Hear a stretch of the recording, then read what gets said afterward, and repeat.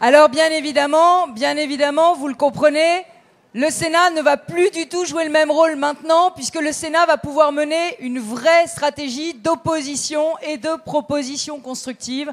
Donc nous aurons un point d'appui très fort au Sénat.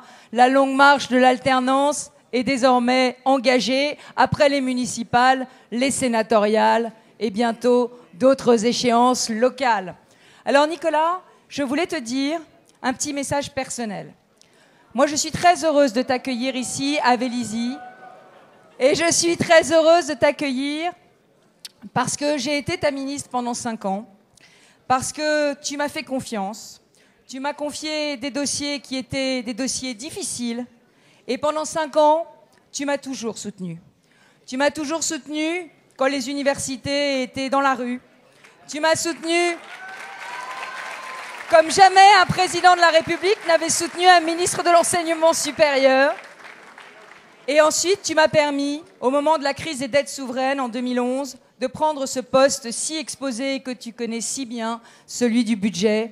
Et tu m'as permis de faire cette réforme de la TVA sociale. Alors c'est intéressant parce que ces 2 réformes n'étaient finalement pas si mauvaises. Elles ont été extraordinairement combattues par la gauche. Mais aujourd'hui, l'autonomie des universités, ils n'y reviennent pas. Et quant à la TVA sociale, eh bien, après 2 ans et demi de combat, je pense qu'ils vont finir par la faire adopter. Voilà ton bilan. Aujourd'hui, même ton bilan est reconnu par la gauche.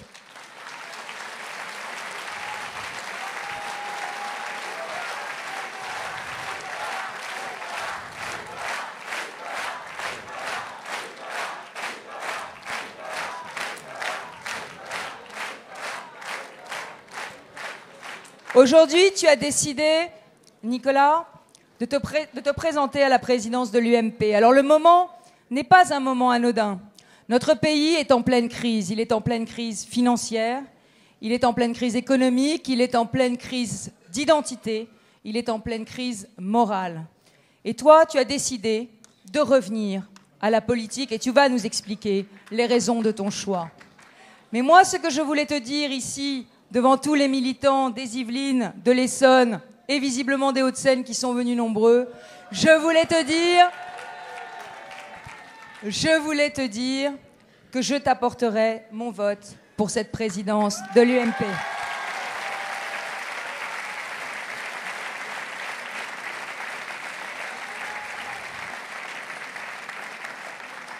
Je t'apporterai mon vote parce que notre parti a été trop abîmé par les divisions. Aujourd'hui, nous vivons une élection qui est transparente. Nous vivons une élection qui se déroule dans des conditions exemplaires. Nous, dans les Yvelines, nous avons déjà reçu 2 fois Bruno Le Maire, 2 fois Hervé Mariton. C'est la première fois que nous te recevons. Mais cette élection, elle est... Voilà, on va dire qu'on a fait l'apprentissage de la démocratie dans la douleur, mais on l'a faite et il n'y a pas de retour en arrière possible. Maintenant, le parti a besoin d'énergie, il a besoin d'autorité, il a besoin d'unité.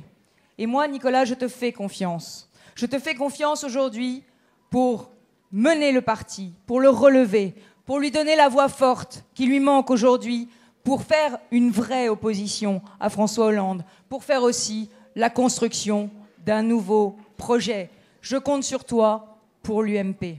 Alors permets-moi de te donner un petit peu des nouvelles de l'Île-de-France et de ces nouveaux visages qui la composent. Ça fait 2 ans que tu t'étais un peu mis en retrait. Mais je veux te dire que l'UMP de terrain, elle est extraordinairement vivante. Que l'UMP de terrain, eh bien, au printemps, elle a remporté des formidables victoires. Tu sais, ici, nous sommes en Île-de-France, nous avons gagné 51 villes de plus de 1500 habitants. Dans les Yvelines, nous avons gagné Poissy avec Carl Olive. Nous avons gagné Achères avec Marc Honoré. Nous avons gagné Conflans avec Laurent Brosse. Meulan, Vernouillet, Rosny, Bois d'Arcy. Nous avons fait tomber Benoît Hamon à Saint-Quentin-en-Yvelines. Nous avons gagné Maurepas avec Grégory Garestier. Et ça ne s'est pas arrêté aux frontières des Yvelines. Nous avons aussi gagné dans l'Essonne énormément de très belles victoires. Nous avons gagné Palaiseau, la ville de François Lamy, avec Grégoire de Lasteyrie, nous avons gagné Juvisy avec Robin Reda, nous avons gagné l'Aïle-et-Rose dans le Val-de-Marne, Athis-Mons, nous avons gagné tout près d'ici Clamart avec Jean-Didier Berger et Fontenay-aux-Roses. Alors, tu le comprends, toutes ces nouvelles équipes, tous ces nouveaux visages de l'UMP qui ressemblent à la France du XXIe siècle, ils ont envie de victoire, ils ont envie d'énergie, ils ont envie de reconquête. Et c'est eux sur lesquels tu pourras t'appuyer pour la reconquête de 2015, celle des élections départementales et régionales. Tu sais que mon combat est en Île-de-France depuis 2010. Tu sais que ce combat est un combat important parce que la région Île-de-France a perdu son rêve. Tu avais fait un formidable projet, c'était le Grand Paris. Aujourd'hui, le Grand Paris s'est réduit à peau de chagrin, comme peau de chagrin. Il est maintenant réduit à un pauvre projet de modernisation des transports. Il a perdu absolument tout son punch, son peps. Et aujourd'hui, l'Île-de-France est une région que l'on quitte. Les jeunes s'en vont pour faire leurs études ailleurs. Les entrepreneurs s'en vont pour entreprendre ailleurs. Les familles s'en vont parce qu'il fait meilleur vivre ailleurs. Et les retraités maintenant s'en vont parce qu'on paye moins de taxes ailleurs. Voilà ce qui est devenu la capitale de notre pays, la région Île-de-France. Alors oui, nous allons partir tous ensemble à la reconquête de cette région. Et je sais que dans cette reconquête, je pourrai compter sur ton soutien. Si les militants le veulent, nous ferons cette reconquête avec toi. C'est ce que je souhaite. Et maintenant, Nicolas.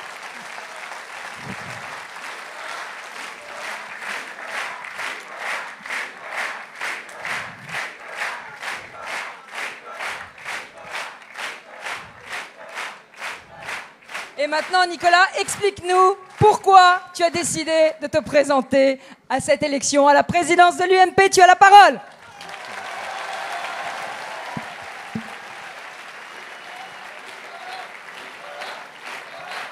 Merci, merci. D'abord, je voudrais demander qu'on laisse rentrer tous ceux qui veulent rentrer. Et il n'y a pas... ils ont assez de photos de moi. Rentrez, il y a des places devant. Laissez avancer les gens devant. Moi, je voudrais dire. Voilà.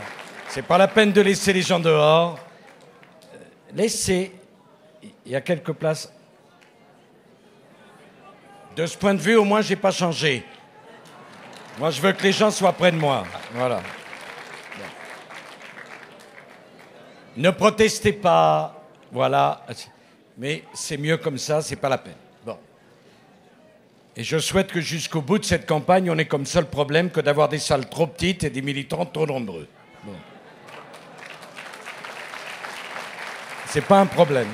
Ce n'est pas un problème. Je voudrais vous dire que je vais être très bref parce que je suis venu pour répondre à vos questions. Et monsieur le caméraman, laissez passer les militants, ça vous fera du bien aussi. Voilà, laissez-le passer. Non, voilà. Je veux ce dialogue avec vous. Et je vais vous dire, Valérie m'a posé une question. Si vous saviez comme ça m'a manqué pendant 2 ans et demi, quand j'entendais ce que j'entendais et quand je voyais ce que je voyais, de ne pas pouvoir m'expliquer moi-même. Donc, franchement, n'hésitez pas à me parler franchement et je vais vous répondre tout aussi franchement. Je voudrais dire à Valérie combien je suis heureux de son soutien. Pendant des années où je me suis engagé dans la vie politique, j'ai entendu à chaque programme ce qu'on appelle la droite promettre l'autonomie des universités et reculer systématiquement, non pas au moment de mettre en œuvre la réforme, mais au moment de prononcer le mot. Valérie Pécresse a été la ministre des universités qui a mis en œuvre l'autonomie des universités. Notre famille politique l'avait proposé et promis depuis des années. Elle a tenu.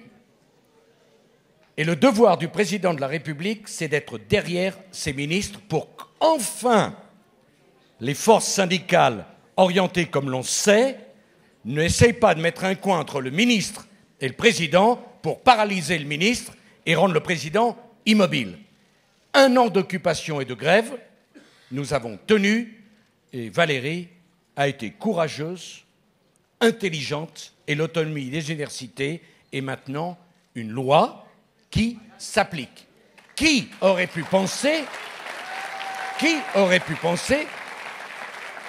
qu'on pouvait faire cela sans reculer, sans violence et sans drame? Je suis entouré du président du Sénat, mais comme ça me fait plaisir. Parce que maintenant que le Sénat s'est doté d'une autre majorité, on a quand même le sentiment d'être un peu moins seul. Ça fait 2 ans et demi qu'ils ont tous les pouvoirs, qu'ils monopolisent tout, si ils font quelque chose. Tout ce qui n'est pas socialiste devait être renvoyé, démissionné, placardisé, non pas parce que ce que nous avions fait était mal, mais parce que c'était nous qui l'avions fait. Voilà la politique qui est appliquée à la France depuis 2 ans et demi. Ben, ça fait plaisir. Je le dis à Gérard, comme à tous les sénateurs qui sont ici, de voir, et ils sont nombreux, de voir que le Sénat va pouvoir voter des textes et proposer de participer à cette alternative. Valérie me dit, mais pourquoi tu es revenu au fond? J'ai réfléchi beaucoup plus profondément que vous ne pouvez l'imaginer. Parce que si vous saviez, comme je suis reconnaissant aux Français, d'avoir été élu en 2007, c'était pas si simple. Tout le monde maintenant, quand il parle de la campagne de 2007, j'ai l'impression de ne pas l'avoir vécue, moi, cette campagne. C'est un long chemin, non, je ne dis pas de rose, de pétales de marguerite. J'ai l'impression que tout le monde s'inclinait devant moi et que je suis devenu président de la République sans même m'en apercevoir. Mais vous avez déjà oublié les polémiques sur la racaille, le Karcher, les kiosques de Paris couverts. Cet homme est-il fou? C'est de moi dont on parlait.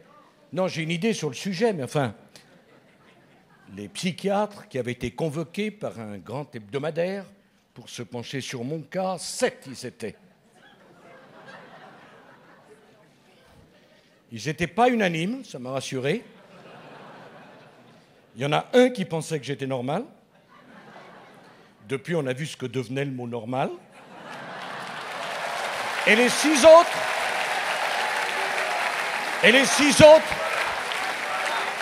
qui disaient, vraiment cet homme va créer de la division et de la violence en France. Souvenez-vous.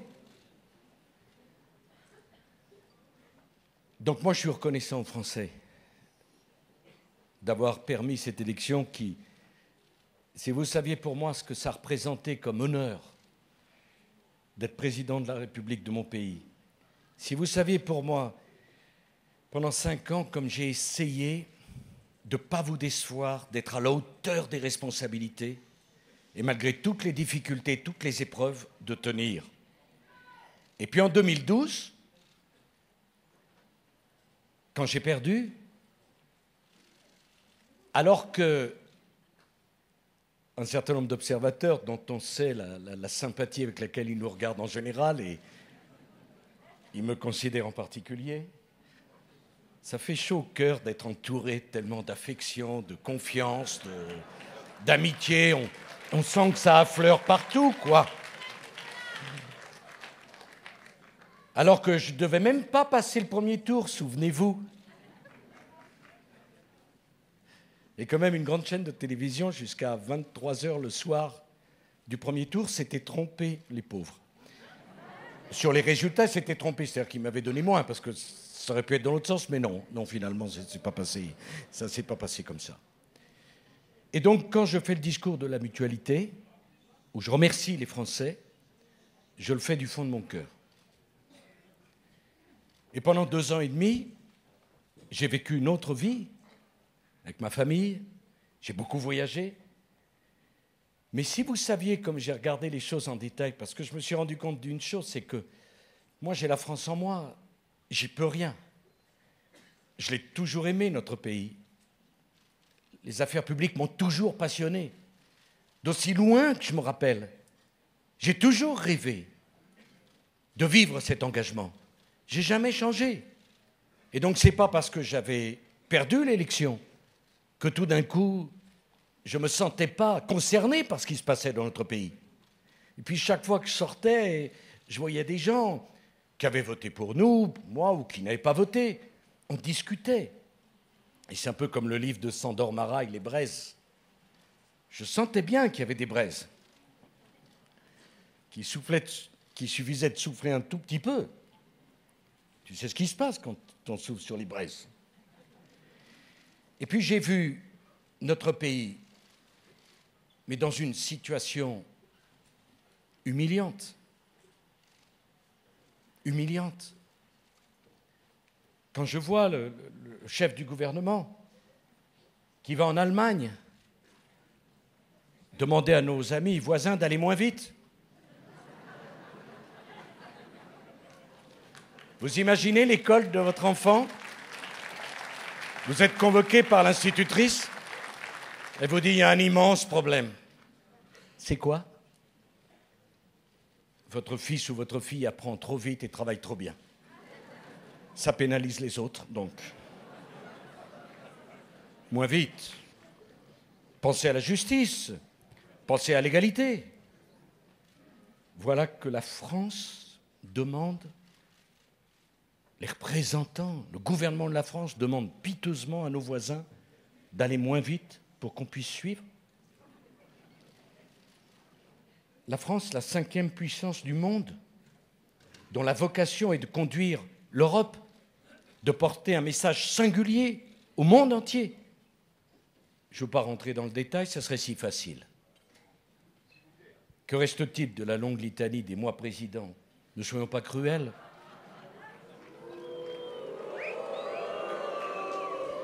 Ce n'est pas une question de parti, ce n'est pas une question de gauche ou de droite. Mais quand M. Hollande ment, il ne se fait pas simplement du tort à lui-même, il fait du tort à tous les responsables publics dans notre pays. Et ça, c'est beaucoup plus grave que tout le reste. Et qu'est-ce que je vois? Il faut en parler.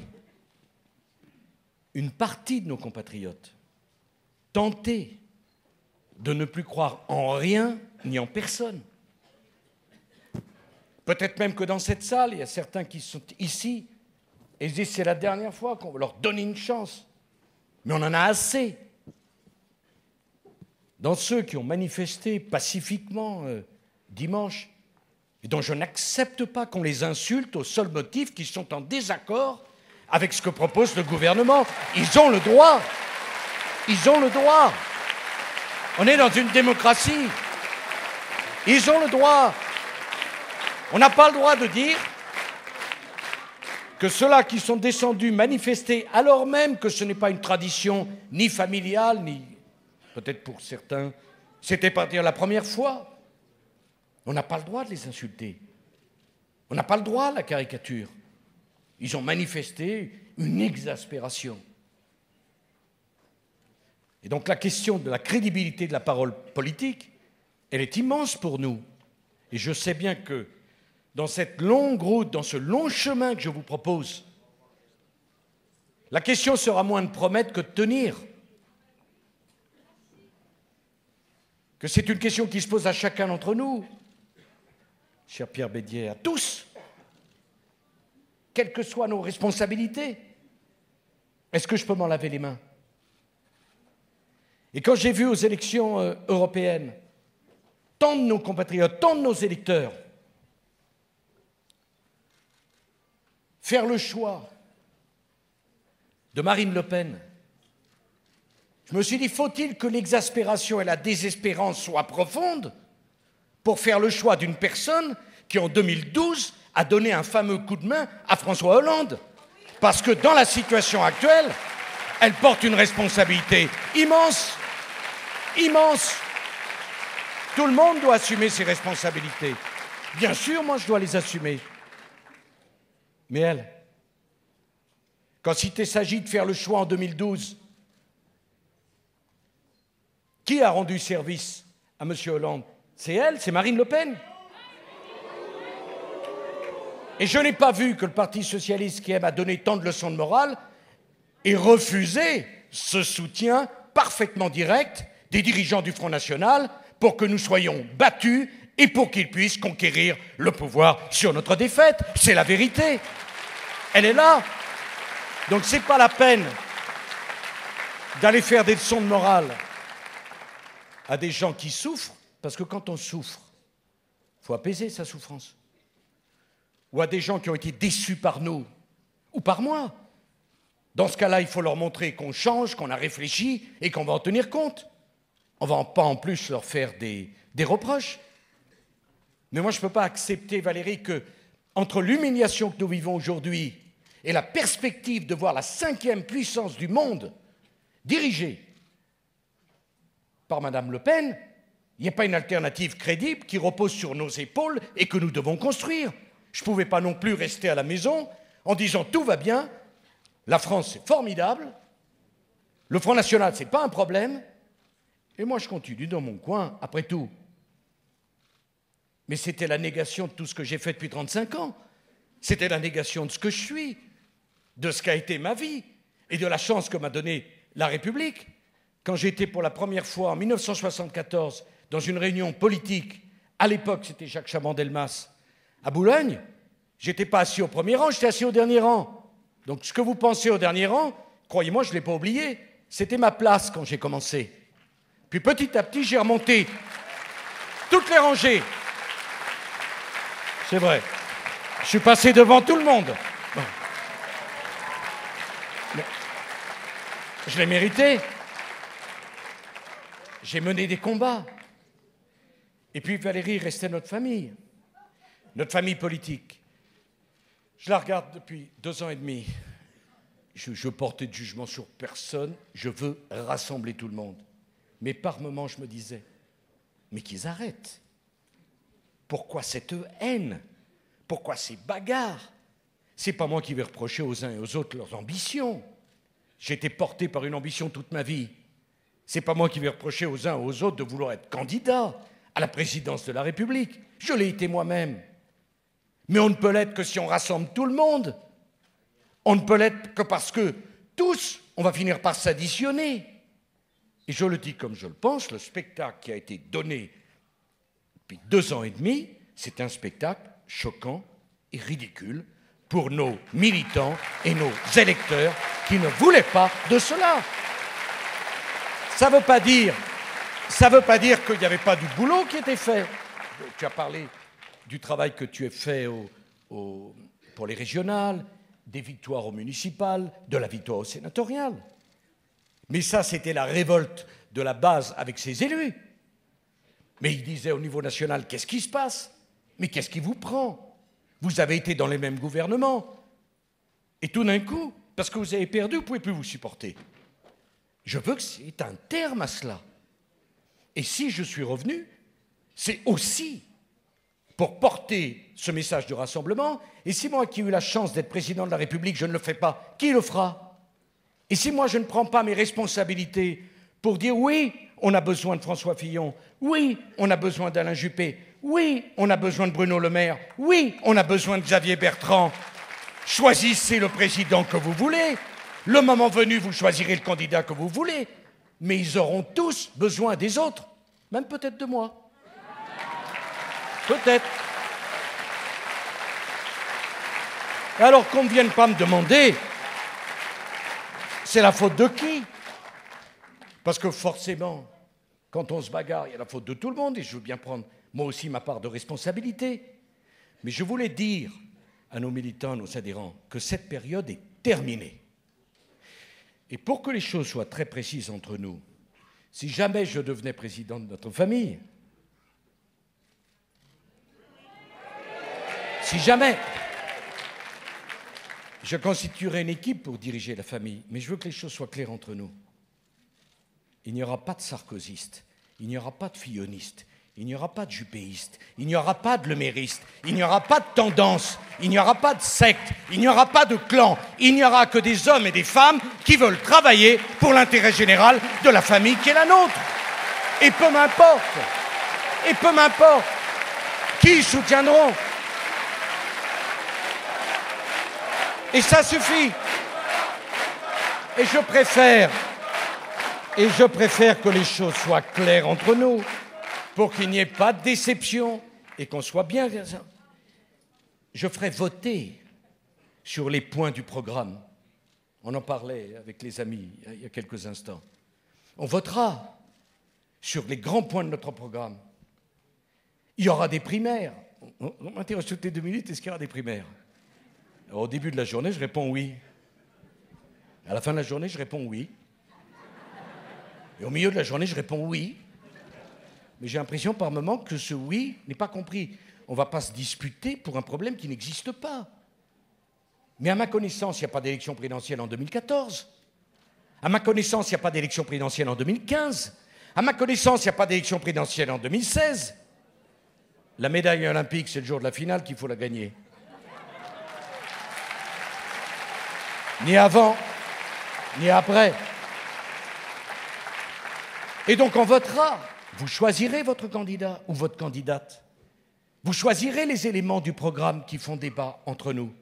Mais je ne veux pas de tendance. Je ne veux pas de chapelle dans la cathédrale. Je ne veux pas de secte dans la famille. Je veux des femmes et des hommes qui sont convaincus que le succès de tous dépend de l'engagement de chacun. Comme l'ont montré d'ailleurs les élections dans notre groupe. Je ne sais pas si j'ai répondu à ta question, mais maintenant, je suis prêt à répondre aux questions que vous voudrez bien me poser. Bien, Monsieur le Président, il y a aussi des questions d'internautes. Alors, on va sortir un petit peu des frontières yvelinoises.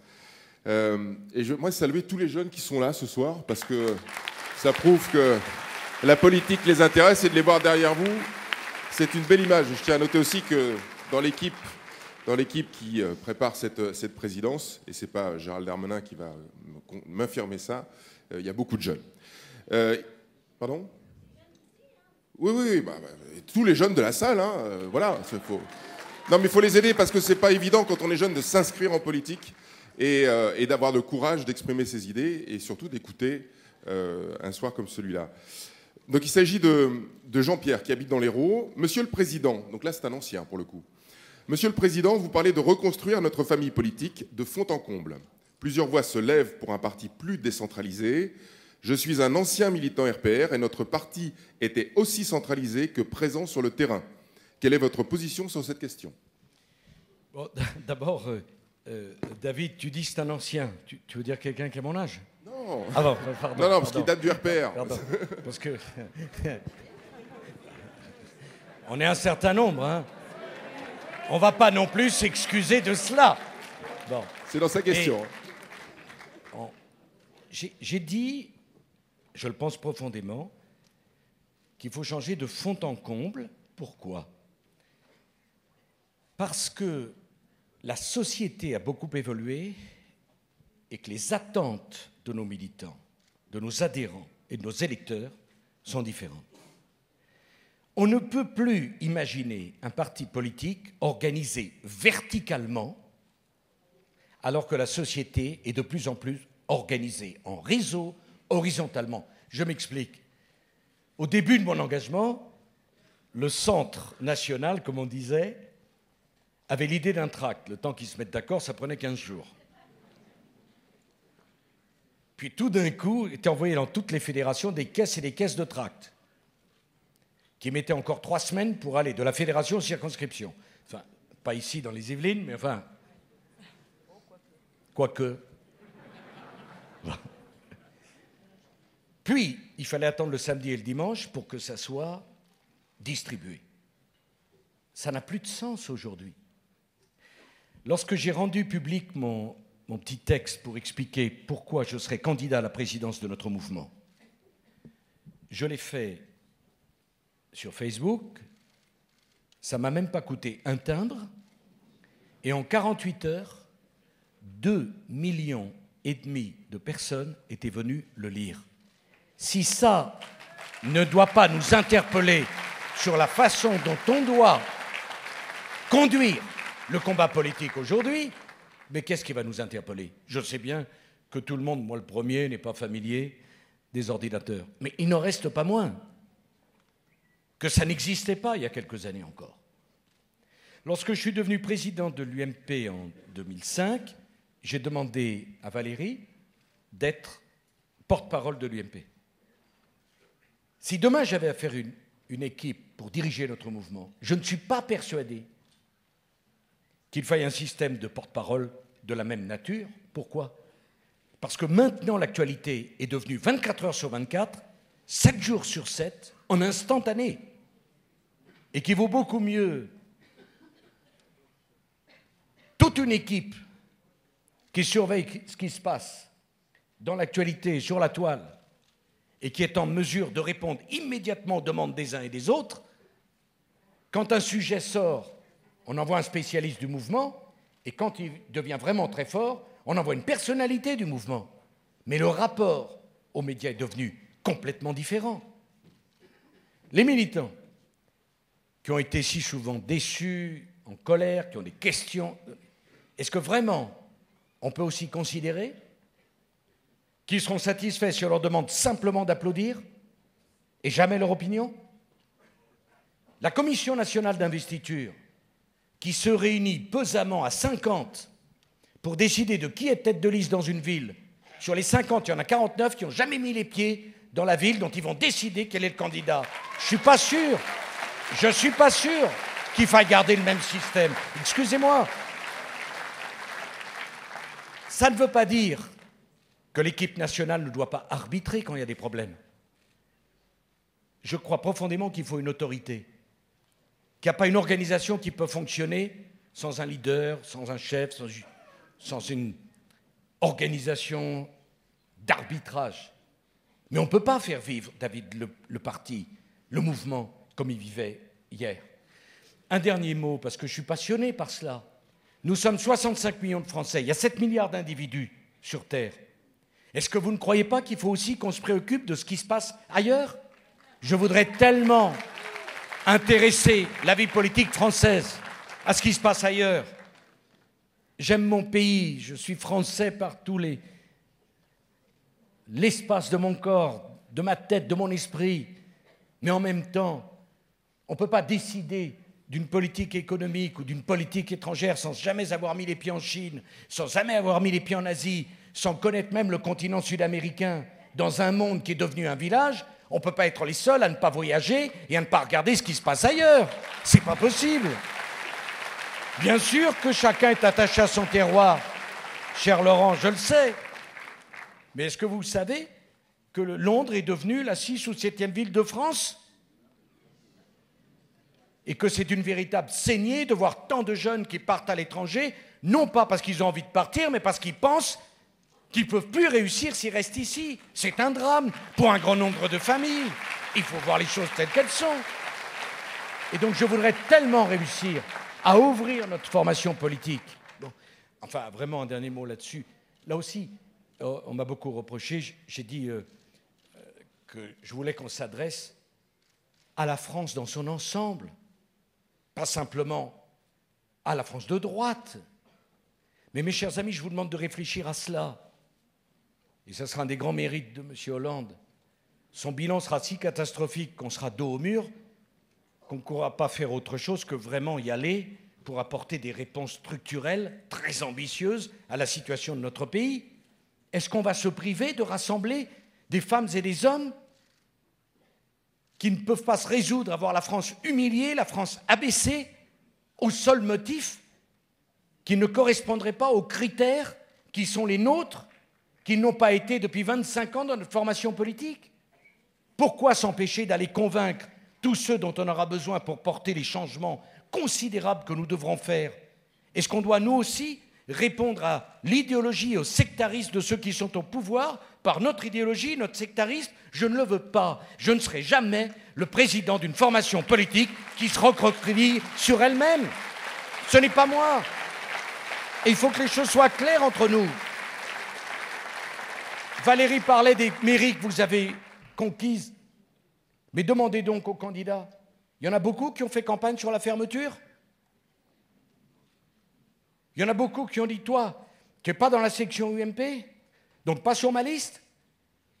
Vous avez été chercher les gens un par un, sans vous préoccuper de ce qu'ils avaient fait il y a 10 ans, mais de ce qu'ils étaient prêts à faire pour vous dans les 5 années qui viennent, avec vous, et pour la ville.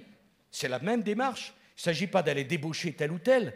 Il s'agit de rassembler sur un projet politique qui va répondre à la situation dramatique dans laquelle se trouve notre pays.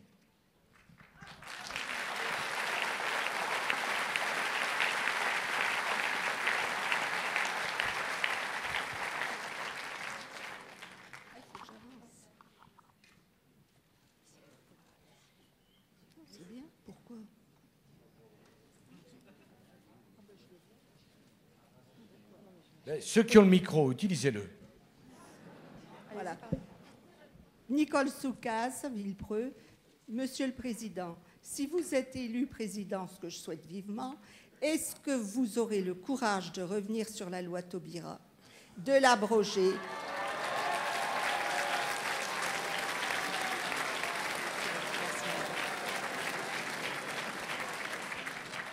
Madame, merci de cette question. Merci de cette question.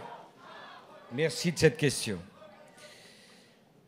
La politique, c'est une grande école de modestie parce que jusqu'à présent, on ne m'avait pas fait le reproche spontané de manquer de courage. Pas vous, vous ne m'avez pas fait ce reproche, madame, mais c'est extraordinaire. Parfois, j'ai l'impression, quand j'entends des commentaires des uns et des autres, j'ai l'impression d'avoir été, comment dire, un chef d'équipe qui retenait ses ministres, qui piaffait d'impatience d'aller de l'avant, puis moi, je les retenais. Vous connaissez mon tempérament apaisé. Vous savez que je suis patient, que j'hésite beaucoup, et quand j'ai une conviction, je ne la défends pas. Alors, je vais essayer de vous répondre le mieux possible et le plus franchement possible.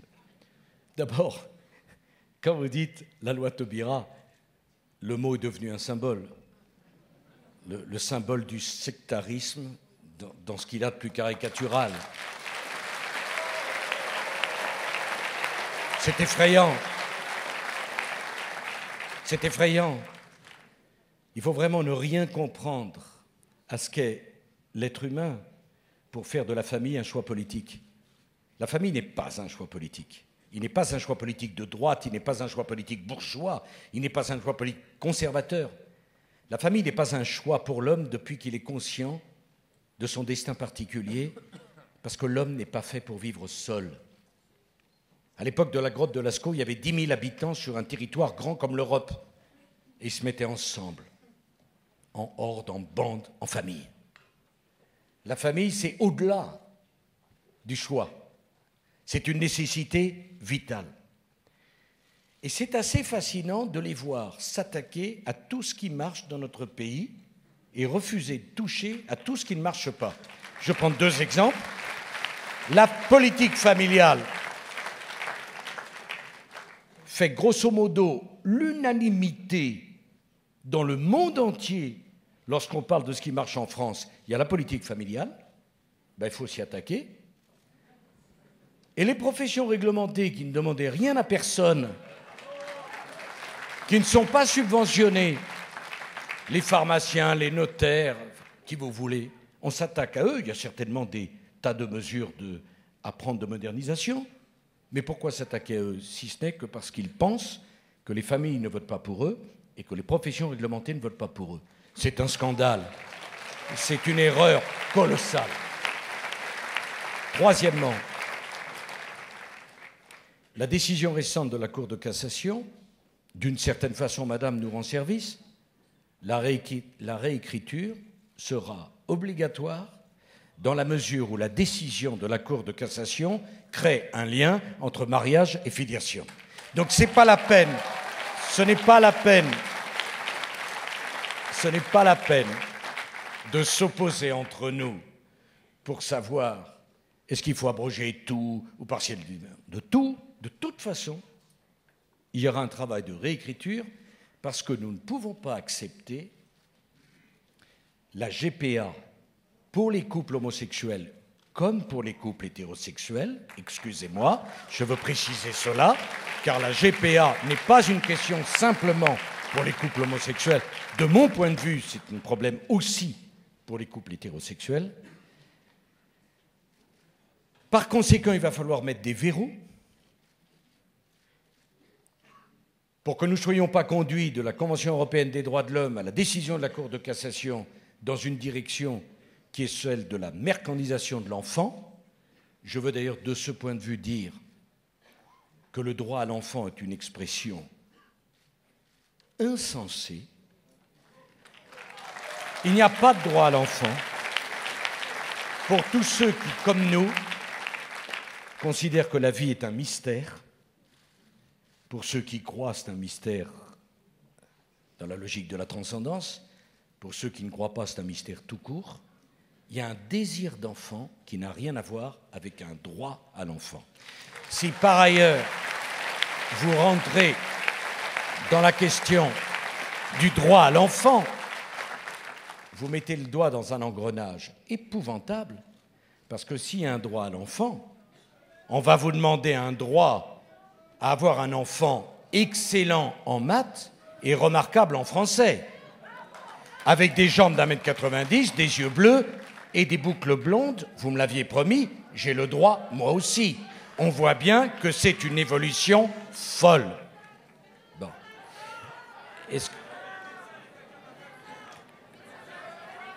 Je crois qu'on réclame un médecin en bas à gauche dans la salle. Si un médecin, qu'il soit gentil d'aller vers nos amis qui se trouvent. Merci de nous l'avoir signalé. Merci, merci monsieur. S'il y en a plusieurs, qu'il y a plusieurs.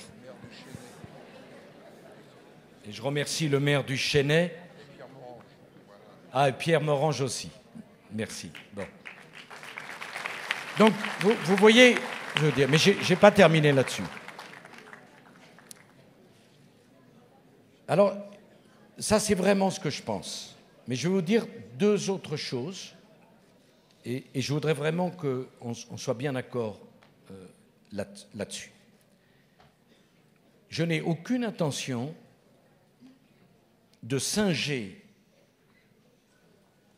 ce gouvernement qui a utilisé la problématique du mariage homosexuel contre les familles, qui a divisé les Français, qui a généré des sentiments et des paroles qu'on aurait mieux aimé ne pas entendre, et qui aurait créé les conditions d'un affrontement qu'il n'y a pas lieu d'avoir. Pour une raison très simple, c'est que je suis de ceux qui pensent qu'on ne choisit pas sa sexualité. Donc il ne s'agit de reprocher à personne sa sexualité, ce qui serait une abomination. Et je veux que les choses soient claires entre nous.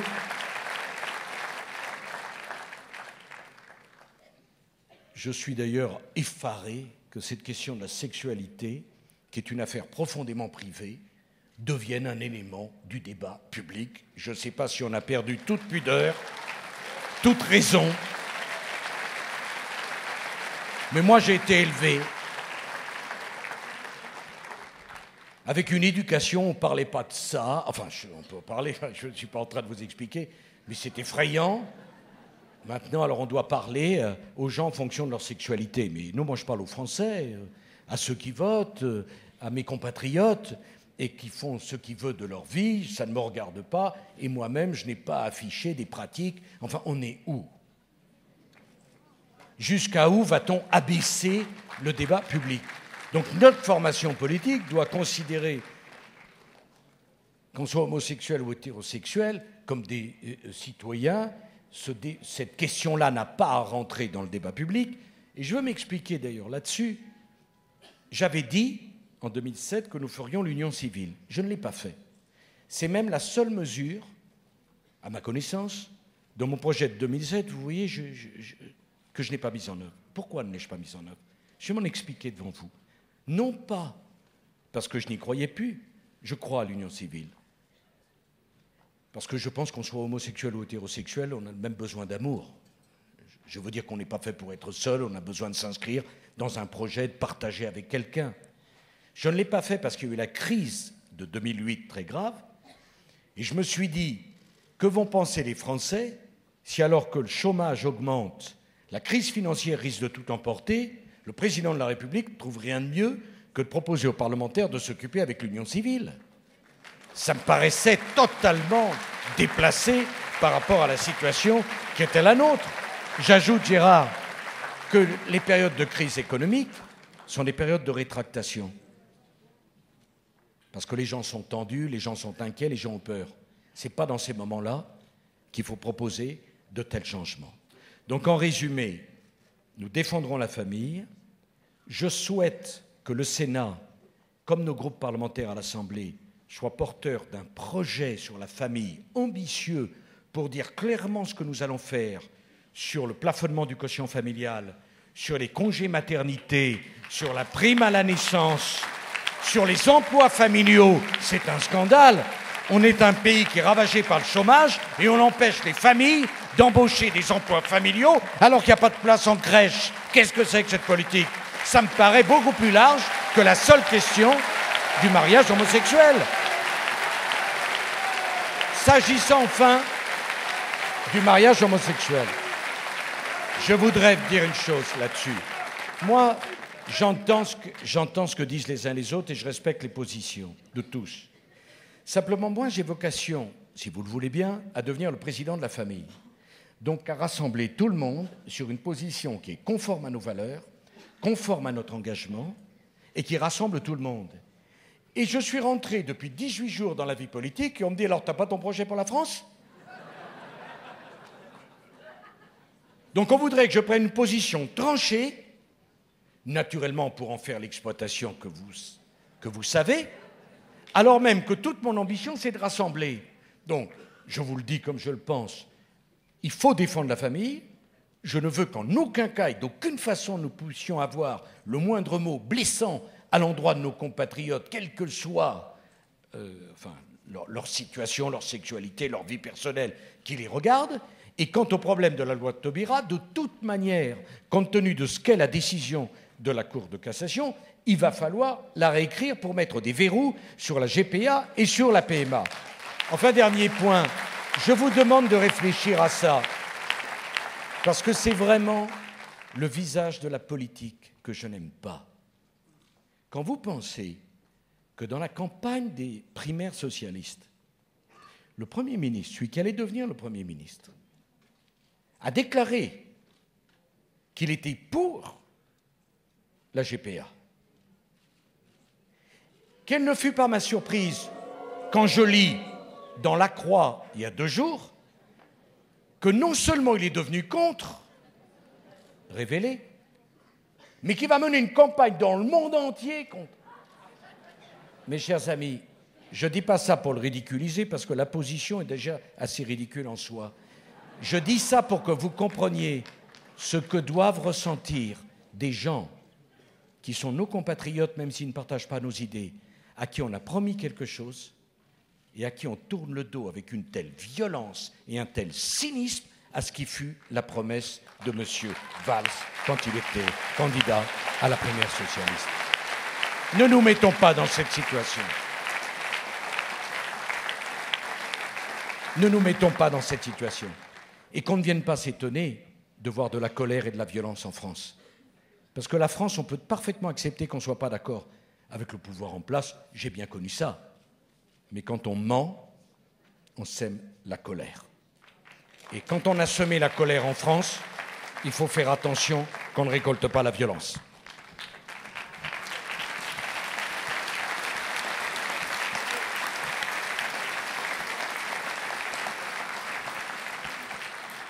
Monsieur le Président, bonsoir. Merci et vous dites très sincèrement, ça nous fait plaisir de vous entendre comme ça, plein d'énergie et de conviction. Moi aussi, bravo, ça me fait plaisir. Hein. Question toute simple, mais qui à la fois est assez révélatrice. Depuis 2 ans, on assiste au gouvernement, mais aussi dans notre famille politique, à, on va dire, un errement, à une perte de vitesse, à des querelles mesquines, personnelles, qui ont parfois mené certains de nos militants, certains de nos amis, à déchirer leur carte de l'UMP. Demain, Demain, je l'espère, et je pense que beaucoup d'entre nous ici ce soir l'espèrent, vous serez président de notre famille politique, de l'UMP. Qu'allons-nous faire pour aller rechercher ces militants, ces amis? Qu'allons-nous faire pour redonner espoir à celles et ceux que nous avons déçus depuis 2 ans? Quel est le message d'espoir que nous pouvons leur porter? Merci, Monsieur le Président.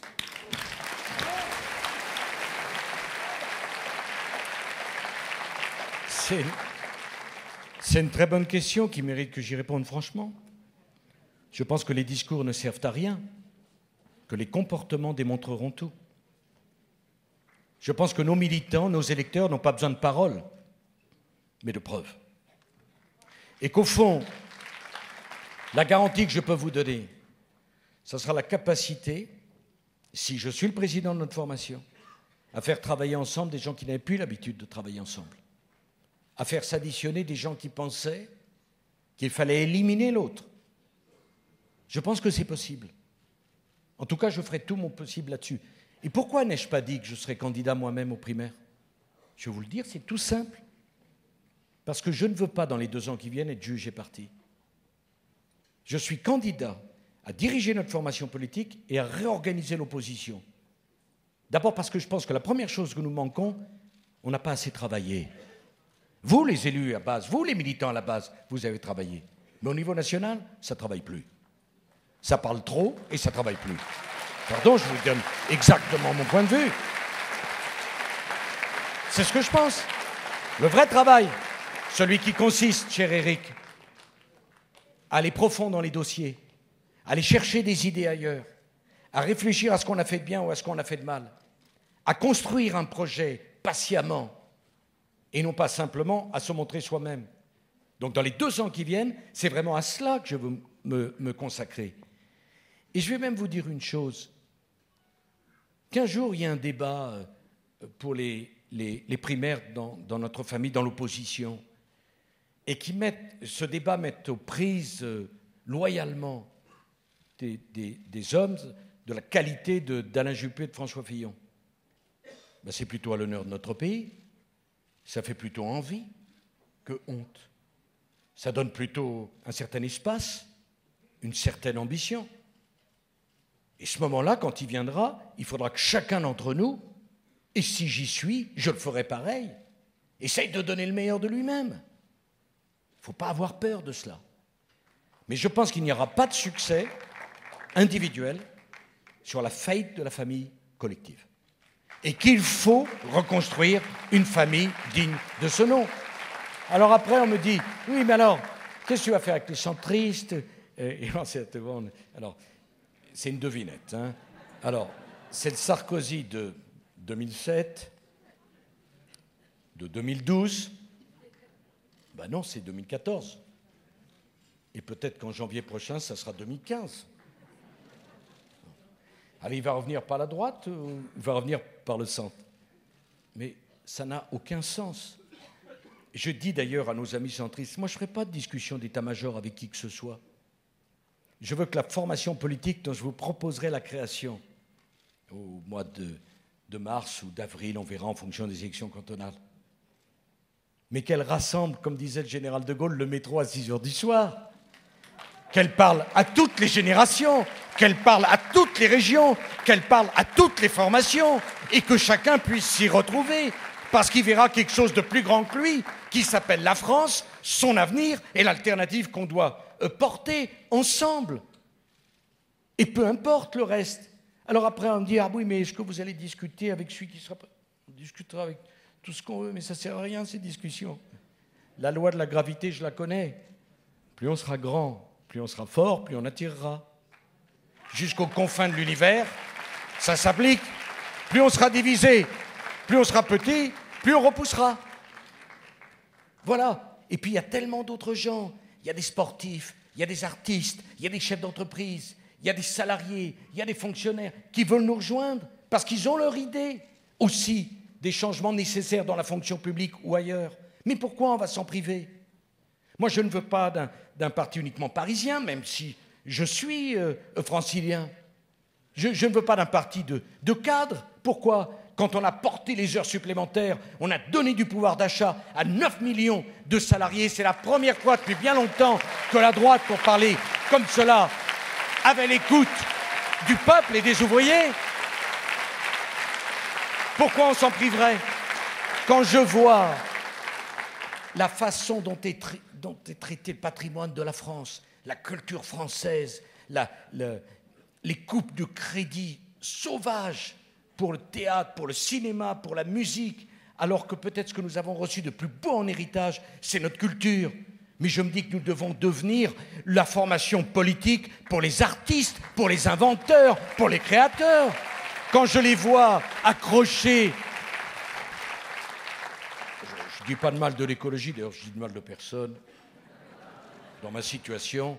Bon, mais quand je les vois accrochés à des femmes et à des hommes qui tournent le dos à tout progrès, je me dis, mais c'est à nous de recevoir les chercheurs et tout ce qui crée dans notre pays. Je voudrais qu'on soit tellement attractifs, ouverts, que les gens, quand ils nous écoutent et qu'ils nous voient, aient envie d'y participer et non pas fermés. Pourquoi je n'ai pas voulu prendre une posture tout à l'heure, quand madame, vous m'avez posé une question? Parce que les postures, c'est la caricature, et parce que la caricature nous coupe de tout un tas de gens qui, sans cette caricature, viendraient avec nous. Il a pu m'arriver dans le passé de le faire. J'ai pu blesser dans le passé. Pas pour blesser, je ne suis pas quelqu'un de méchant. Je suis plutôt sentimental.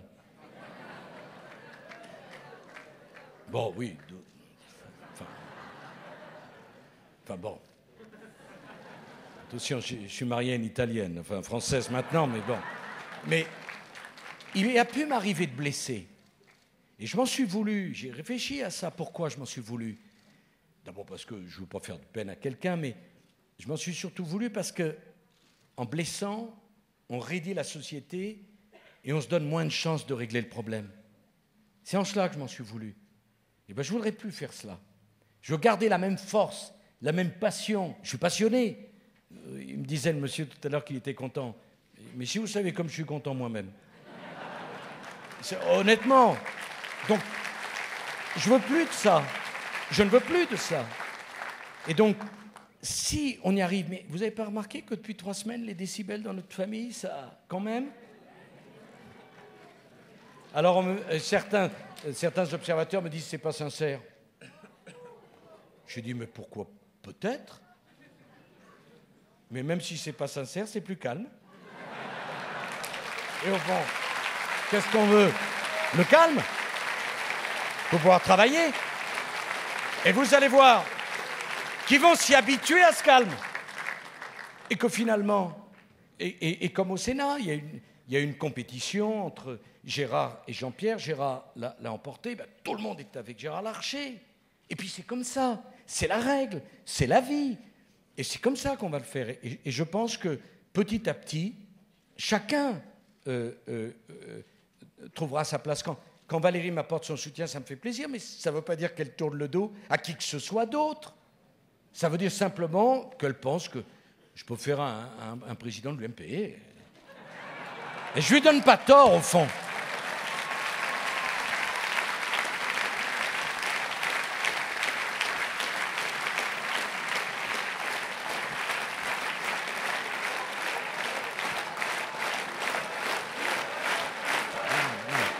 Non, merci beaucoup.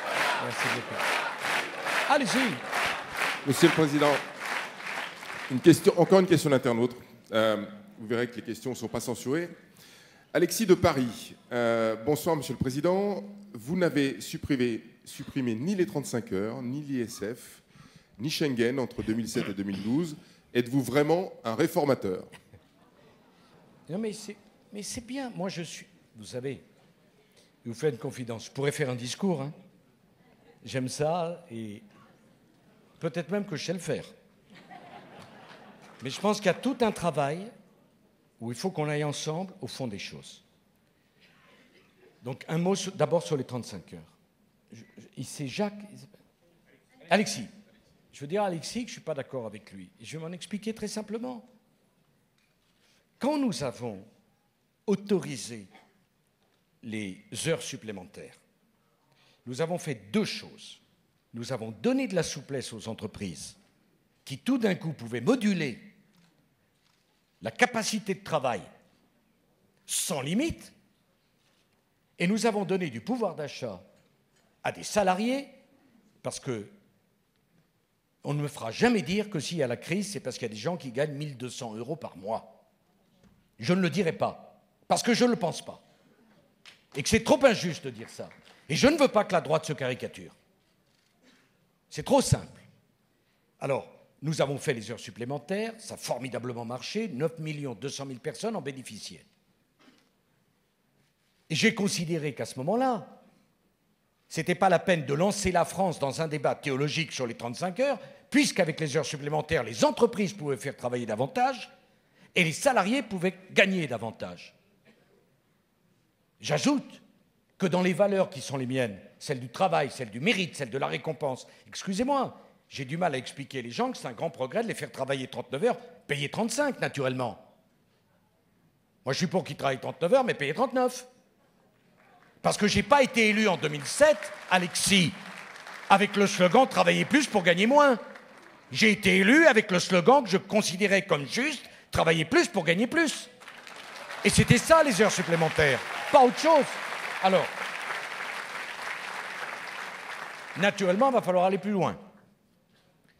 Et je rappelle quand même qu'en 2008, Éric Woerth, comme Valérie en sont témoins, c'était au gouvernement, Brice aussi, Laurent également, mais enfin, leur responsabilité les mettait en première ligne.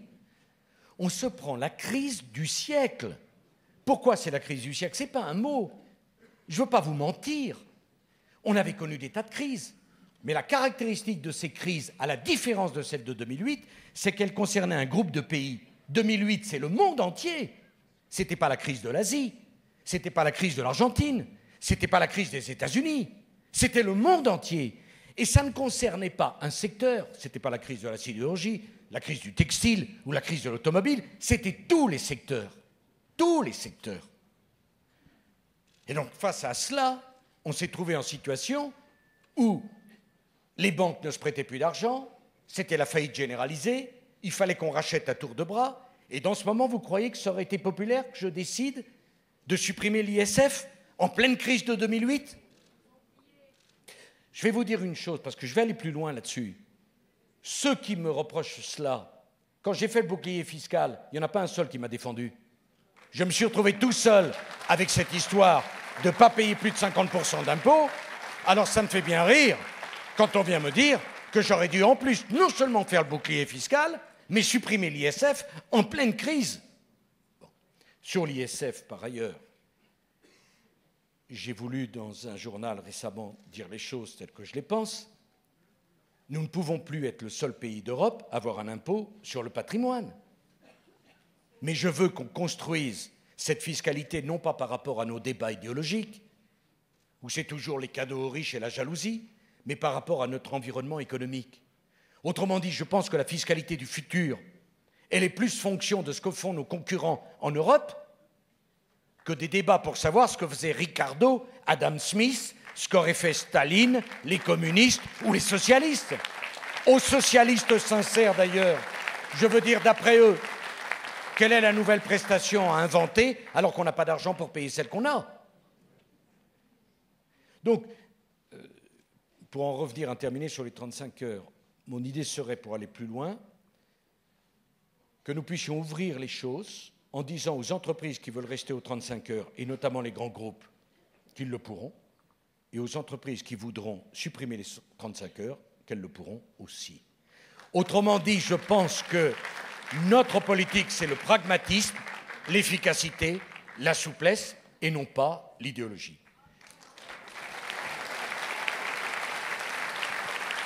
Pareil pour les retraites. On me dit qu'il faudra allonger la durée de vie. Sûrement, sûrement. Je rappelle que quand nous avons fait la réforme de la retraite des gaziers, des électriciens, de la SNCF, des régimes spéciaux avec François Fillon, Éric Woerth et Xavier Bertrand, personne n'avait osé le faire. Personne. Nous l'avons fait dès juillet 2009.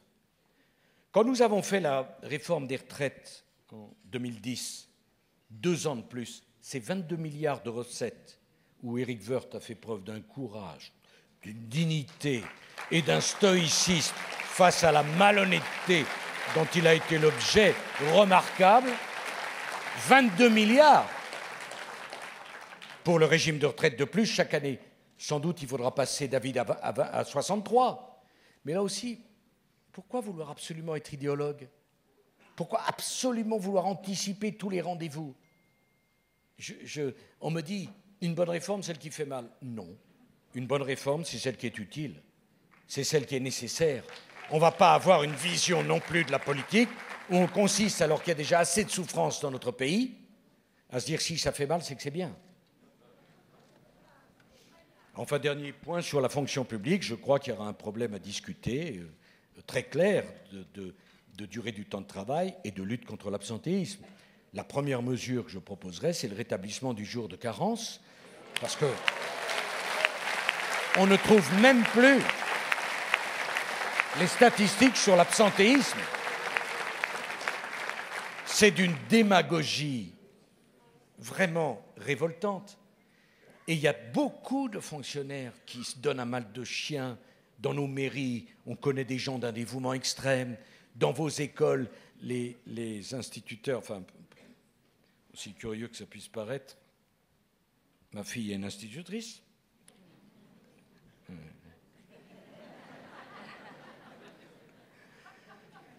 Non, c'est pas ma petite fille, c'est ma fille. Et donc je sais qu'il y a un dévouement formidable.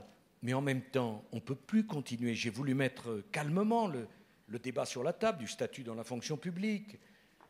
Je comprends bien quand on est policier qu'il y a un statut à vie, je peux discuter. Mais si on est embauché comme informaticien dans telle ou telle mairie, c'est pas sûr qu'on doit avoir un statut à vie. La France n'a pas les moyens de se payer des dépenses de cette nature. Bon.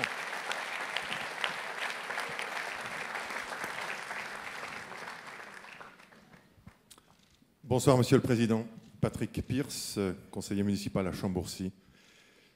Je me réjouis aussi de cet élan du printemps 2012 que nous retrouvons tous ensemble, de la Concorde, du Trocadéro. Et je pense qu'on n'a pas suffisamment souligné votre brillante performance durant cette campagne électorale. Je voulais vous amener si vous saviez, comme le Trocadéro, j'en ai gardé un souvenir. Ah, vous y étiez aussi. Mais vous savez, pardon, d'abord il faisait un temps magnifique. J'avais jamais vu Paris si beau, tous ces gens qui étaient là.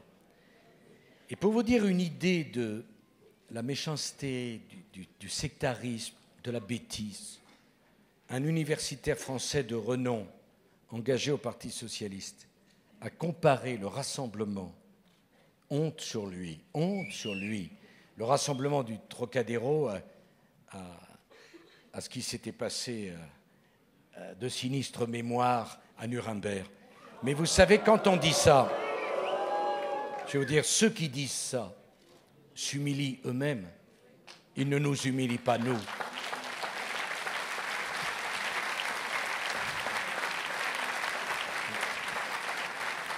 Monsieur le Président, je veux vous ramener à une grande et belle période de votre présidence, celle qui vous a conduit à présider l'Union européenne en 2008, en saluant votre action, notamment auprès de Vladimir Poutine, pour contribuer à résoudre la crise géorgienne. Aujourd'hui, la parole de la France est bafouée auprès d'un grand peuple qui nous fut allié traditionnellement dans notre histoire. Je veux parler de la Russie. Je voudrais connaître, Monsieur le Président, quel message adressez-vous à cette grande nation, à ce grand peuple qui est la Russie, qui est lourdement sanctionné aujourd'hui et qui ne fait que défendre et valoriser ses valeurs chrétiennes avec fierté. Je vais bien sûr vous essayer de vous répondre. Je voudrais faire une première remarque parce que vous avez prononcé le mot Europe. Sur l'Europe, il y a des positions des uns et des autres qui sont différentes. Mais moi, je ne veux pas qu'on s'exclue parce qu'on ne serait pas d'accord absolument sur les réponses à donner à ce qu'il faut bien appeler la crise du modèle européen. Parce qu'il y a un point commun entre nous tous, c'est que ça ne marche pas et qu'il faut des changements considérables pour que ça marche. Alors si on commence à dire « toi tu es un mauvais Européen, tu n'as pas la parole » ou « toi tu es un bon Européen, tu as le droit de tout dire », je peux vous dire qu'on ne trouvera pas la solution. Il y a un point commun, c'est que nous sommes très attachés à l'Europe et qu'il faut qu'on la refonde, mais extrêmement profondément. Et je porterai, si je suis président de notre famille, ce débat, je vais venir sur la Russie parce que c'est lié, parce que ça me passionne. Je pense que l'erreur que nous faisons, c'est de ne pas voir qu'il n'y a pas une Europe, mais deux Europes. Et tant qu'on n'a pas compris qu'il y a deux Europes, on ne peut pas apporter la bonne réponse. Il y a une Europe de l'euro, peut être pour, peut être contre, mais c'est une réalité, et il y a une Europe des 28. Sur l'Europe des 28, qui va bientôt devenir 30-32, parce que les Balkans vont rentrer, moi, vous savez, je n'ai pas changé d'avis, je considère que la Turquie n'a pas à rentrer dans l'Union européenne. Je l'ai toujours pensé, et j'ai une grande admiration pour la Turquie. Je pense que l'Europe des 28 devrait avoir la sagesse, pour garder les Anglais à bord, de renoncer à 50% des compétences communautaires pour les rendre aux États membres. Plus nous serons nombreux en Europe, moins nous pourrons avoir de compétences dans tous les sens qui conduisent à un modèle qui va exploser. S'agissant de l'euro, j'aurai ce débat avec un certain nombre de mes amis ici. Je parle d'Europe, Henri Guénaud est arrivé. Et ça me fait plaisir, Henri, tu le sais. Nous n'échapperons pas à un débat sur ce que nous devons faire avec l'Allemagne. Il ne s'agit pas de le fermer, il ne s'agit pas d'aller plus loin là-dessus. L'Allemagne n'est pas un choix, c'est un fait. Grosso modo, depuis 3 siècles, mettant de côté la seconde moitié du XXe siècle, nous nous sommes battus avec les Allemands tous les 30 ans. Et je vous demande de réfléchir à ça. Donc ce n'est pas un petit sujet pour la France, c'est un très grand sujet. Ce sont nos principaux clients et nous sommes principaux fournisseurs. Donc nous ne pouvons pas faire comme si ça n'existe pas. Qu'est-ce qu'on fait avec eux? Est-ce qu'on diverge? Est-ce qu'on converge? Comment on les convainc? Et est-ce qu'on peut un jour avoir un projet commun? Je souhaiterais que la prochaine formation politique que je souhaite porter, un de ses premiers débats, porte là-dessus. Quelle politique économique pour l'Europe? Je ne connais pas un pays, une famille, qui a pu rembourser sa dette sans croissance et sans inflation. Pas une. Il faudra me démontrer où ça s'est fait sans croissance et sans inflation. D'ailleurs, je connais très peu de périodes de croissance où il n'y a pas eu d'inflation. Donc si on pense qu'on va pouvoir résoudre le problème de la dette uniquement en faisant des économies, il faut faire des économies. Bien sûr, mais que personne ne croit qu'on pourra rembourser la dette uniquement avec les économies. Donc la question de quelle politique économique pour la zone euro et quelle politique économique, ça veut dire quelle relation avec l'Allemagne et comment on convainc l'Allemagne, c'est un des sujets les plus stratégiques et les plus passionnants que nous aurons à débattre. Croyez-moi, c'est beaucoup plus intéressant que tout ce qu'on a pu dire jusque-là, et ça met le modèle français, parce que moi je ne suis pas pour qu'on singe les Allemands, mais je ne suis pas non plus pour qu'on le soit à leur traîne. Il faut que les choses soient claires entre nous. Donc c'est vraiment un débat qu'on aura.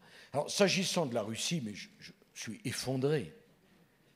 Mais la Russie et l'Europe, mais souvenez-vous de ce que disait le général de Gaulle, de l'Atlantique à l'Oural.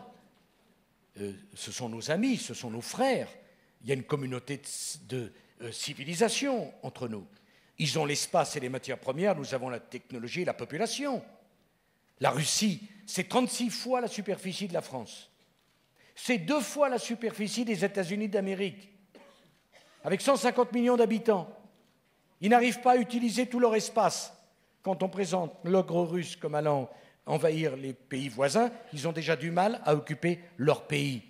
Est-ce qu'on n'a jamais vu un pays dont la population avait du mal à occuper son propre territoire aller envahir les autres?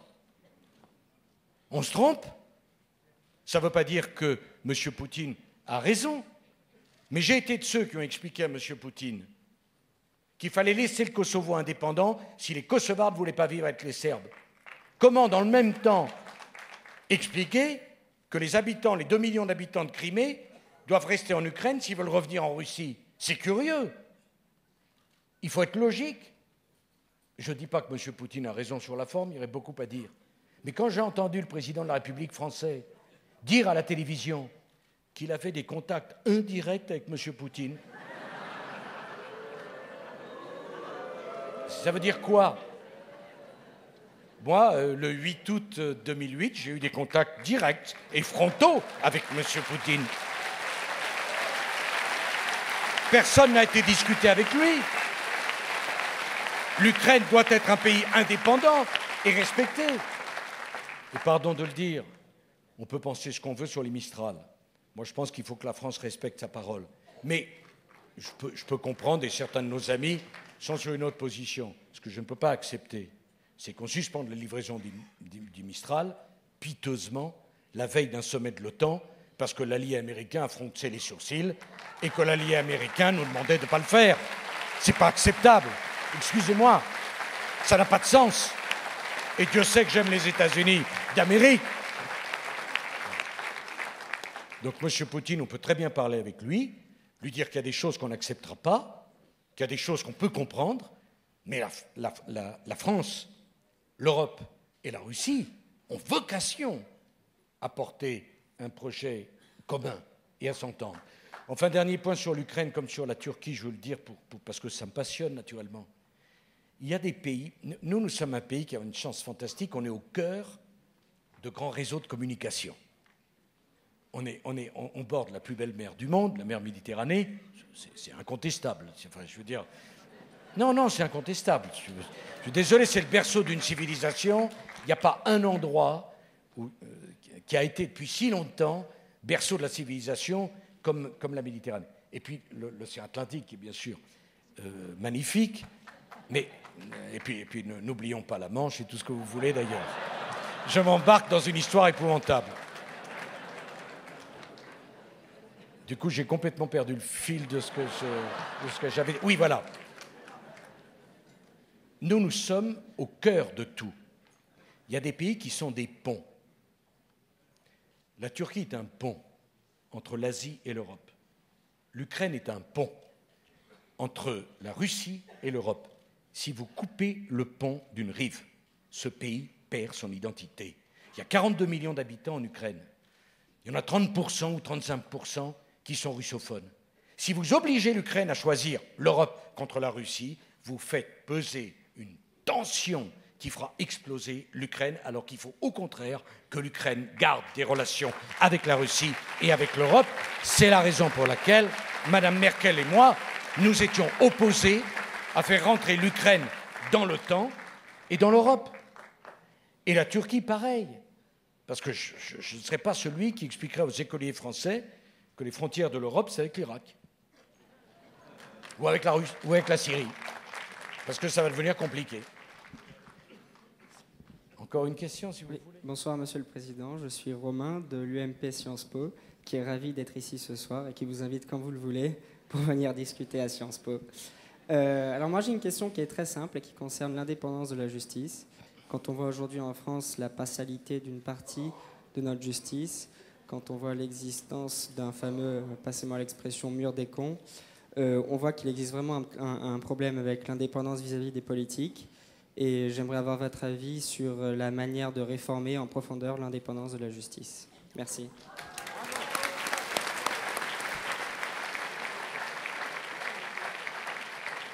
C'est sans doute la question la plus facile pour moi, parce que il semble que je sois concerné, mais c'est une très bonne occasion de vous dire 2-3 choses là-dessus. Et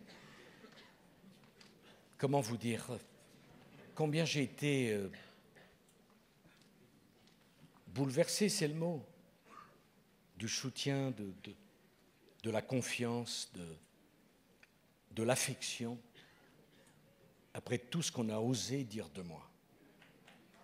Je vais rentrer dans le détail, parce que je veux pas me plaindre, j'ai pas le droit, j'ai une trop belle vie, il y a trop de souffrance dans notre pays, et je suis trop privilégié. Mais je veux quand même raconter des choses.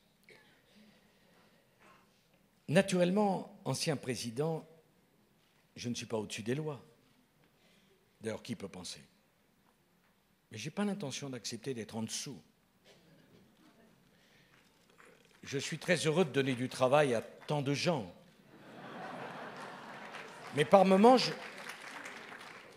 je me dis, dans le fond, la sécurité en France, ça va très bien. Hein,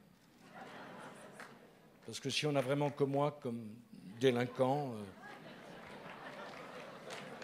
vous pouvez laisser vos enfants sortir.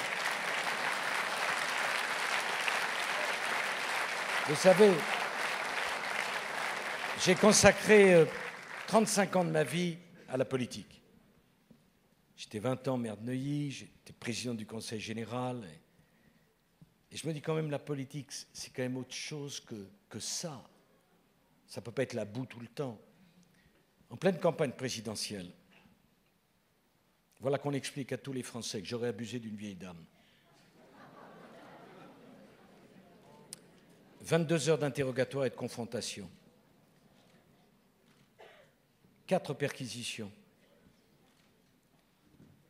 Je suis successivement sur les mêmes faits, témoin assisté, mis en examen et non-lieu, en 7 mois. Il y a peut-être eu une erreur à un moment. Ah oui, l'erreur, je vais vous expliquer ce qu'elle était. C'est que la campagne présidentielle. Et que pendant toute la campagne présidentielle, j'ai dû me justifier sur l'affaire dite Bettencourt. Qui me rendra mon honneur? Qui me rendra la confiance des gens qui, pendant l'élection présidentielle, ont été abusés?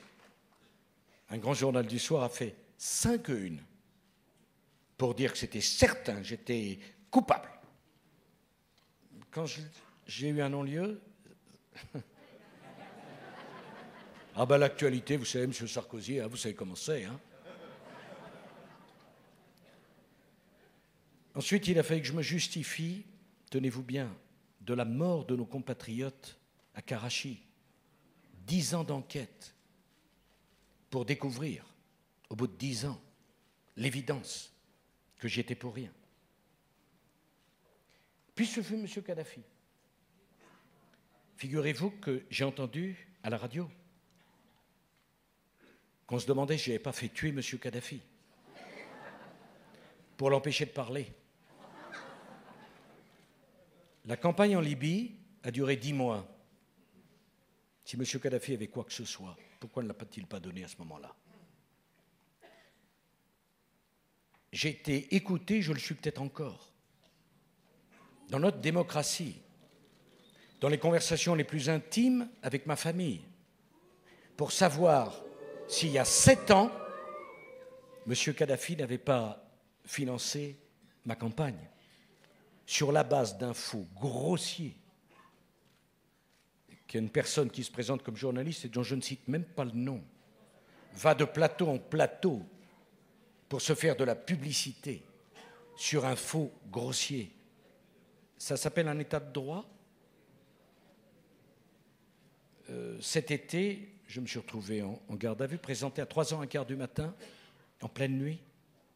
Il y avait vraiment une urgence absolue. Donc, je respecte toutes les procédures et je respecte l'institution. Mais quand je me suis vu sur le mur des cons en tête de gondole, je me suis dit, mais qu'est-ce qui se passe? Qui parmi vous aimerait être jugé par quelqu'un qui est membre du syndicat qui m'a mis en tête de gondole du mur des cons? Qui aimerait ça? Qui souhaiterait? On parlait tout à l'heure de M. Poutine ou d'un autre.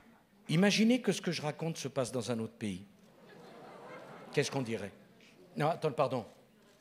Imaginez que cela se passe alors que j'étais président de la République et que le chef de l'opposition ou un responsable de l'opposition se trouverait écouté. Mais vous voyez déjà les manifestations dans la rue? Vous voyez tout cela? Donc, tout ceci, on va le régler calmement, y compris les histoires Pygmalion. Parce que quand même, mes chers amis, ma campagne, c'est 22 millions d'euros de budget. Des mois d'enquête du Conseil constitutionnel, des mois d'enquête de la commission des comptes de campagne, et ils découvrent qu'on a dépensé 400 000 € de trop. Parfait. Moyennant quoi, on rembourse tout le monde, sauf moi.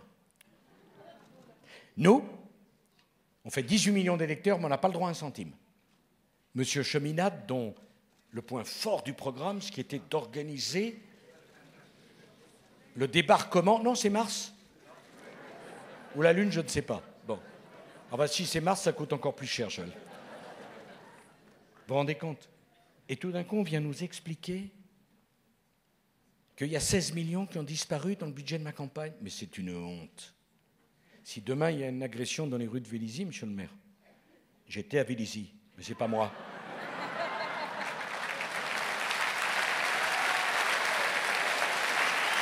Je vais vous dire une chose, pour terminer. Je ne me plains pas. Je continuerai à répondre à tout. Mais ça a beaucoup renforcé ma détermination. Parce que je n'aime pas l'injustice. Je n'aime pas le mensonge. Et si on voulait que je reste tranquille dans mon coin, il ne fallait pas agir comme ça.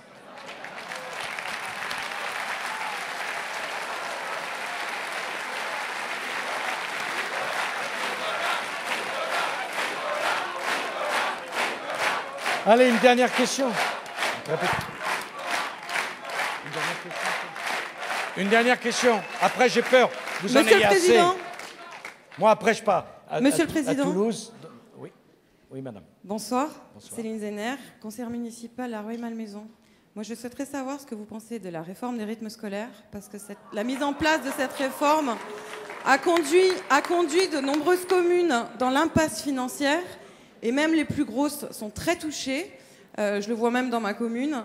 Je voulais savoir, vu que le gouvernement nous a très généreusement accordé une aide parfaitement dérisoire qui n'est valable que sur 1 ou 2 ans, donc ils ne nous disent pas comment est-ce qu'on va financer par la suite. Donc je voulais avoir votre avis là-dessus, Monsieur le Président. Merci. C'est là où je vois que les femmes nous apportent beaucoup dans la politique, parce que vous me posez une question, et puis vous dites tout de suite, et ne me dites pas, hein. C'est ce qu'on appelle la question fermée, mais je n'ai pas l'intention de vous le dire. Bon, d'abord, parce que je pense que le plus grand mal d'une réforme bâclée, mais je pense qu'on s'est trompé nous aussi, et il faut que je le reconnaisse, ça partait d'un bon sentiment, mais je crois que c'est une erreur. On a voulu faire partir la réforme de l'éducation nationale des enfants, ce qui est naturellement une idée absolument généreuse. Je pense, voyez-vous, et peut-être vais-je en choquer quelques-uns, mais je me lance qu'il faut la faire partir des enseignants. Pourquoi? Parce que si vous avez des enseignants de qualité, bien formés, bien payés, heureux dans leur métier, quelle que soit la réforme que vous faites, elle sera bien. Et que si vous partez de l'enfant en faisant une réforme fantastique sans penser à la question des enseignants, ça n'amènera rien. Et donc je voudrais proposer de réfléchir à cela.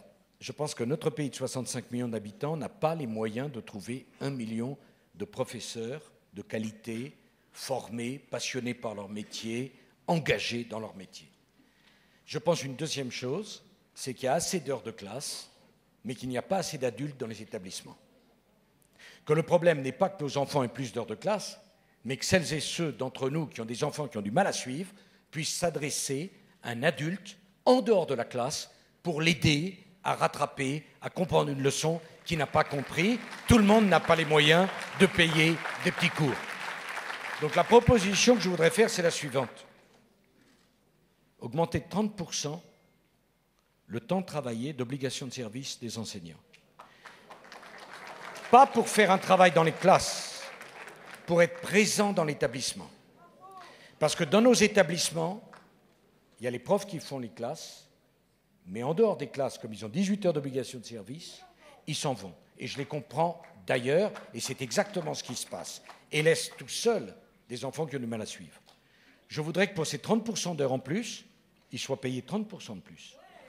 Et qu'en même temps, nous posions clairement la question de la réduction des déficits, des effectifs dans l'éducation nationale.